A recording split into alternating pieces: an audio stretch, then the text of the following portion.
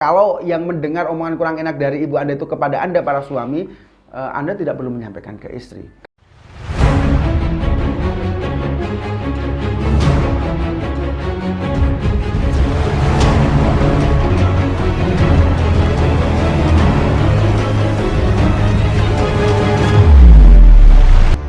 Istri dan mertua tidak pernah akur alias selalu bertengkar. Kemudian bagaimana dengan suami menghadapi ini?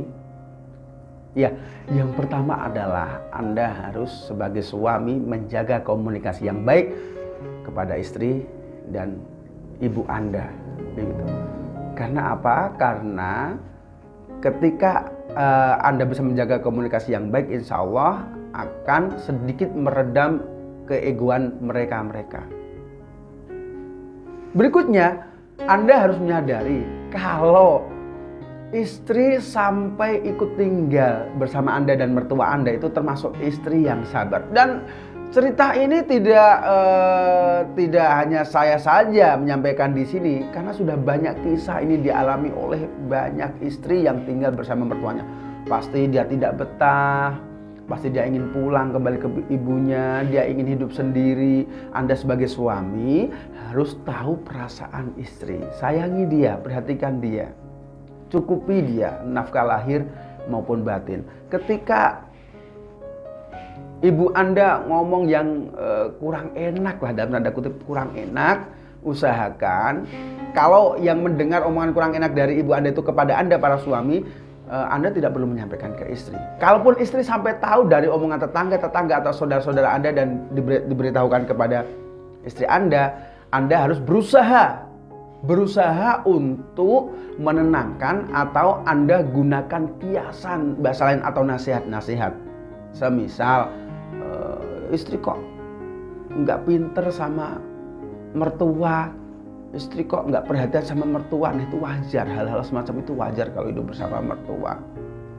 Nah, Anda kepada istri Anda bisa ngomong, bersabarlah istriku, aku sayang kamu. Memang wajar lah kayak gitu. Jadi Anda harus bisa mengambil hati istri Anda. Karena ini ada sebuah cerita begitu. Ada sebuah cerita, ada beberapa cerita, artinya ada yang kuat, ada yang tidak kuat. Ada cerita pasangan suami istri ini tinggal bersama di rumahnya mertua, artinya ibunya suami begitu. Dan memang si wanita ini belum bekerja secara mapan. Kalaupun kerja, dia pun dapat pemasukan yang pas-pasan begitu. Dan wajarlah mertua ngomong, saya udah ngajakin anaknya kok nggak dikasih uang gini-gini, belum nggak dicukupi, malah saya yang torok atau saya yang lebih mengeluarkan uang untuk kebutuhan anaknya. Nggak kuat, bertengkar dan akhirnya istrinya pulang ke rumah orang tuanya begitu. Sampai pisah, sampai bercerai.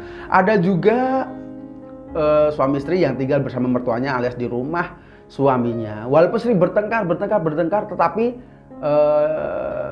sesudah itu ya selesai gitu. Habis bertengkar selesai. Memang mungkin sama-sama bisa menjaga perasaan ya, baik yang mertuanya, istrinya, dan suami ini. Saya lihat, saya dengar memang dia punya komunikasi yang bagus kepada istrinya dan kepada mertuanya. Dan ini termasuk cerita yang mungkin sedikit menginspirasi, walaupun kurang begitu jelas semuanya. Tetapi ingat, sebagai suami, kalau istri dan mertua Anda itu sering bertengkar, jagalah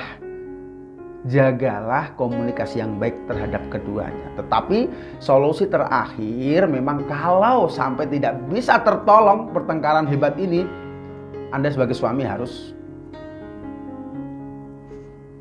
pergi dari rumah tersebut dan Anda membuat rumah sendiri, atau bisa cicil KPR atau cari solusi yang lain. Intinya harus tidak serumah sama mertua gitu. Semoga Anda para suami tetap sabar, para istri tetap sabar, dan semoga apa yang saya sampaikan ini berguna bagi Anda, dan semoga Anda menjadi keluarga yang sakinah mawaddah warahmah dan diberikan solusi yang terbaik oleh Allah Subhanahu wa taala.